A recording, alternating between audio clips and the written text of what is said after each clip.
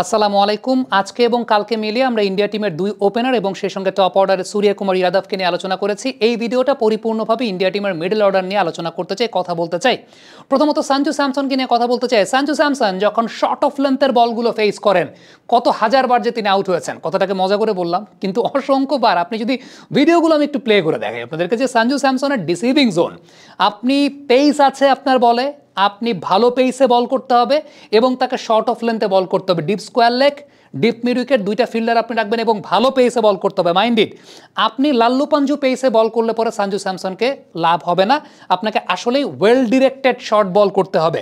এখন এই জায়গাটা বাংলাদেশের কোন কোন বোলার ভালো কার্যকরী ভূমিকা রাখতে পারবেন সেটা একটা দেখার বিষয়। বিশেষ করে সঞ্জু স্যামসন যে সময়টাতে আসলে ব্যাটিং করতে নামবেন, ওই সময়টাতে বলটা খানিকটা পুরনো হবে, খানিকটা সেমি নিউ বল বা সেমি ওল্ড বল হয়ে যাবে। ওই সময়টা সেকেন্ড স্পেলে এসে বাংলাদেশের কোন পেস বোলারটা ভালো বোলিং করতে পারবেন সেটা একটা অনেক দেখার বিষয় হবে। এখন স্পিনের এগেনস্টে তিনি যে কাজটা করেন সেটা হচ্ছে হেভি মাইট দেন। এখন স্পিন যদি আপনি তার ব্যাটের সামনে করেন তাইলে তাকে ডিসিভ করা যায় না। তার এগেনস্টে যে বিষয়টা খুব কার্যকরী সেটা হচ্ছে একটু দূরে বল পিচ করা, একটু দূরে বল পিচ করে সেই জায়গা থেকে বলকে মুভ করানো, উইচ ইজ ভেরি ইম্পর্ট্যান্ট। আর যদি আপনি সামনে বল পিচ করতে চান তাইলে সেই বল হতে হবে ভেতরে ঢোকা বল, যেটা আমরা ভিডিও বিশ্লেষণ করে দেখতে পেয়েছি এবং আপনারা দেখছেন যে সঞ্জু স্যামসনের এগেনস্টে একটু দূরে বল করাটাই সেফ অপশন হিসেবে সবাই দেখেন এবং সবাই দূরে বল করাটাকে সেফ অপশন হিসেবে মানেন। তবে যদি আপনি সামনে বল করেও ফেলেন, সেই বলটা যাতে ভেতরে ঢোকা বল হয়, which is very much important. Otherwise spinner এগেনস্টে সঞ্জু স্যামসনের আসলে খুব বেশি রিসিভিং জোন নাই। তাকে পেসাররাই, যেটা বলছিলাম আমি একটু ভাষায়, সেটা হচ্ছে যে কয়েক হাজারবার তাকে শর্ট অফ লেন্থের বলে আসলে ডিসিভ করেছেন। সো তার এগেনস্টে আসলে বাংলাদেশের কোন বোলারটা কার্যকরী হবেন সেটা বাংলাদেশের টিম ম্যানেজমেন্ট ওইভাবে চিন্তা করবে। এবারে আমরা যদি তিলক ভার্মাকে নিয়ে কথা বলি, তিলক ভার্মার খুব ইন্টারেস্টিং একটা ব্যাপার। তিলক ভার্মার সবচাইতে বড় উইক জোনের জায়গা away from his body, outside off stump. যত বেশি পারেন আউটসাইড অফ স্টাম্প তিলক ভার্মাকে বল করতে হয় এবং চেঞ্জ অফ পেসটা খুব ইম্পর্টেন্ট। আপনি যদি খেয়াল করে দেখেন যে তিলক ভার্মা পেসারদের এগেনস্টে very much away from his body তিনি বেশ ডিসিভড হয়েছেন অফ স্ট্যাম্পের বাইরে।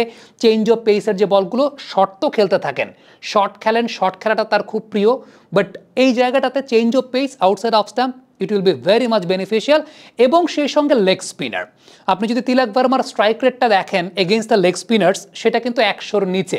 এবং কেন 100-র নিচে সেটা আপনি খুব ভালো মতো বুঝতে পারবেন যখন আপনি ভিডিও বিশ্লেষণ করতে যাবেন। এখানে একটা বিষয় লক্ষণীয় যে তিলক ভার্মার এগেনস্টেও লেগ স্পিনাররা কিন্তু away from the body, outside off stump, ওই জোনটাই বেশি মাত্রা ইউজ করে। এবং তিলক ভার্মা যে কাজটা করেন, লেগ স্পিনার দেখলে সুইপ খেলার বা রিভার্স সুইপ খেলার একটা প্রবণতা তার বৃদ্ধি পায় এবং এই যে প্রবণতাটা বৃদ্ধি পায় এই জায়গাটাতেই তিনি ম্যাক্সিমাম নাম্বার অফ অকেশনস ধরা খান। ইভেন আমরা দেখতে পেয়েছি শার্প টার্ন যদি থাকে, একদম লেগ স্পিনিং টার্ন যদি থাকে, আদিল রশিদও তাকে একবার বেশ ভালো মতো রিসিভ করেছেন। So leg spinner against the leg spinners, আপনি ইন্টারন্যাশনাল ক্রিকেট বলেন, আপনি আইপিএল বলেন, তিলক ভার্মার উইক গেটের জায়গাটা আছে এবং সেই জায়গাটা বাংলাদেশে যদি রিশাদ হোসেন থাকেন, আই এম নট শিওর তিনি থাকবেন কি থাকবেন না, বাট যদি রিশাদ হোসেন থাকেন তিনি সেই জায়গাটা একটা কার্যকরী ভূমিকা রাখলেও রাখতে পারেন। এবারে যে ব্যাটসম্যানটাকে নিয়ে আসলে কথা বলতে চাই, সেই ব্যাটসম্যানটা আপনাদের অনেকেরই প্রিয়, সেটা হচ্ছে হার্দিক পান্ডিয়া। হার্দিক পান্ডিয়ার ক্ষেত্রে মার্জিন অফ এররটা আসলে খুব কম, আসলেই খুব কম। লেন্থে বল করবেন, মেরে দেবে। শর্ট অফ লেন্থে বল করবেন, এমনভাবে শর্ট খেলবে টপ এজ হয়েও 4 হবে বা ছক্কা হবে। হার্দিক পান্ডিয়ার ক্ষেত্রে সবচাইতে সেফ অপশনটা হচ্ছে ইয়র্কারে যাওয়াটা, লো ফুল টাচ করা, ইয়র্কারে যাওয়া। লো ফুল টাচ করলেও সেটা মেরে দিতে পারে বা মারবে। হার্দিক পান্ডিয়ার এগেনস্টে যে টাইমে ব্যাটিং করতে নামবেন, ইয়র্কার ছাড়া আসলে খুব বেশি গতি নেই। প্রবলেমের জায়গাটা হচ্ছে বাংলাদেশের বোলাররা ইয়র্কার করতে পারছেন না। বাংলাদেশের বোলারদের ইয়র্কার করার ক্যাপাবিলিটির জায়গাটা আমি খুব কম দেখতে পাচ্ছি। একদম সত্যি কথা, যেটা আমি বিভিন্ন সময় দেখতে পাই যে প্র্যাকটিসে প্লেয়াররা ইয়র্কারের প্র্যাকটিস করছেন, জুতা রেখে ইয়র্কারের প্র্যাকটিস করছেন। এটার এক্সিকিউশনটা আমরা এশিয়া কাপে দেখতে পাইনি। আমার এই এশিয়া কাপে মনে হয় তারা 12টা অ্যাটেম্পটেড ইয়র্কার করেছে, যার মধ্যে মনে হয় 6টা তারা এক্স্যাক্টলি অ্যাকুরেটলি ইয়র্কার করতে পেরেছে। এতগুলো ম্যাচের মধ্যে বাংলাদেশ মাত্র 6টা ইয়র্কার এক্সিকিউট করতে পেরেছে, উইচ ইজ রিয়েলি অ্যালার্মিং, যেটা আসলে আমার কাছে মনে হচ্ছে যে খুব বেশি ভালো কিছু বার্তা দিচ্ছে না। সো হার্দিক পান্ডিয়ার এগেনস্টে ইয়র্কারের বিকল্প কোনো কিছু নাই। Shivam Dube, now talking about Shivam Dube, leg spin. Shivam দুবের সবচাইতে বড় উইকেটের জায়গাটা লেগ স্পিন। আপনি যদি শিবম দুবের ওয়ানডে ক্যারিয়ারটা দেখেন, 3বার তিনি লেগ স্পিনারদের ফেস করেছেন, 3টে ইনিংসে 2বারই লেগ স্পিনারদের বলে আউট হয়েছেন। স্ট্রাইক রেট এবং গড় খুবই খারাপ, খুবই বাজে, আপনি পর্দায় দেখতে পাচ্ছেন স্ট্রাইক রেট এবং গড়টা। আপনি যদি তার ইন্টারন্যাশনাল টি-20তেও খেয়াল করে দেখেন, তাহলে ইন্টারন্যাশনাল টি-20তেও 12 ইনিংসে 5বার তিনি লেগ স্পিনারদের বলে আউট হয়েছেন। স্ট্রাইক রেট, গড় সেটাও কিন্তু বেশ পোর। এবং জোন কোথায়? একদম টিপিক্যাল লেগ স্পিন জোনটা, মিডল স্টাম্প, ওই জোনে গুড লেন্থে পিচ করা বল যেটা তার জন্য ভেতরের দিকে ঢুকছে, ওই জায়গাটাই শিবম দুবের আইলাইনটা ফল করে।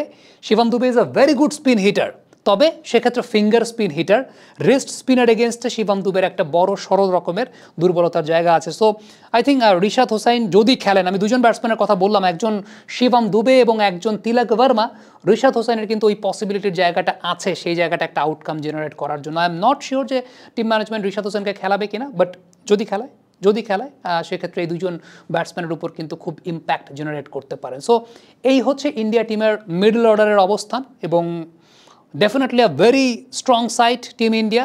তবে বাংলাদেশের বোলিং এক্সিকিউশনটা খুব ভালো করতে হবে, যদিও আমি যে বিষয়টা বলছিলাম যে বাংলাদেশের উইকেট একটা সবচাইতে বড় ইয়র্কার করতে না পারার জায়গাটা, ইন্ডিয়ার এগেনস্টে কিন্তু মার্জিন অফ এররটা খুব কম এবং সেই জায়গায় এক্সিকিউশনটা খুব important. Thank you so much. Comment বক্সে আপনাদের মন্তব্য মতামত জানতে চাই।